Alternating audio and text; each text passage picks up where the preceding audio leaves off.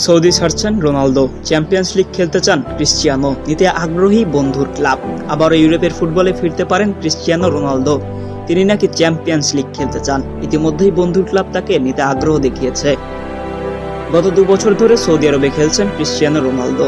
আল নাসেরের হয়ে তার পারফরমেন্স খারাপ নয়। তার মধ্যেই জানা গিয়েছে আবারও ইউরোপের ফুটবলে ফিরতে পারেন রোনালদো। তিনি নাকি চ্যাম্পিয়ন্স লিগ খেলতে চান।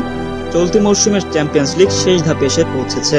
ফাইনালে খেলবে রোনালদোর প্রাক্তন ক্লাব রিয়াল মাদ্রিদ, প্রতিপক্ষ বরুসিয়া ডর্টমুন্ড। আগামী মৌসুমের চ্যাম্পিয়ন্স লিগ শুরুর আগে গ্রীষ্মকালীন উইন্ডোতে রোনালদোকে নিতে চাইছেন বায়ার লেভারকুসেন। জার্মানির এই ক্লাব চলতি মৌসুমের বুন্দেসলিগা জিতেছে। টানা 43 ম্যাচ অপরাজিত থেকে বায়ার্ন মিউনিখ, ডর্টমুন্ডের মতো দলকে পিছনে ফেলে জার্মানির চ্যাম্পিয়ন হয়েছে তারা।